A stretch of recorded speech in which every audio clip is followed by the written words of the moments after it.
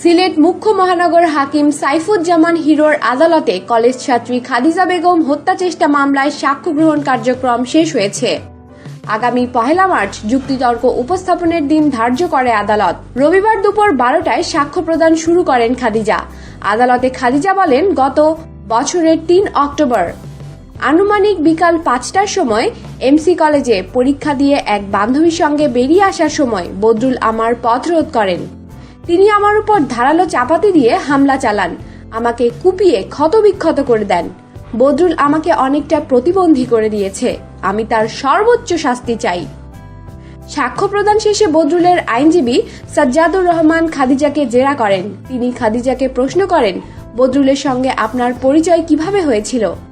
উত্তরে খাদিজা বলেন, 5-6 বছর আগে তিনি আমার বাড়িতে লজিং মাস্টার ছিলেন। বদরুলের আইনজীবী খাদিজাকে বলেন, বদরুলের সঙ্গে আপনার ভালোবাসার সম্পর্ক ছিল? খাদিজা তা অস্বীকার করেন। প্রসঙ্গত, গত বছর 3 অক্টোবর সিলেটের এমসি কলেজ কেন্দ্রে পরীক্ষা দিয়ে বের হওয়ার পর হামলার শিকার হন সিলেট সরকারি মহিলা কলেজের স্নাতক 2য় বর্ষের ছাত্রী খাদিজা। ঘটনার পর রাজধানী স্কয়ার হাসপাতালে এনে প্রথম দিকে খাদিজাকে লাইফ সাপোর্টে রাখা হয়। 3 দফা অস্ত্রোপচার করা হয়। অবস্থার উন্নতি হওয়ায় গত 13 অক্টোবর তার লাইফ সাপোর্ট খোলা হয়। স্কয়ার হাসপাতালে চিকিৎসা শেষে 28 নভেম্বর খাদিজাকে সাভারের সিআরপিতে নেওয়া হয়।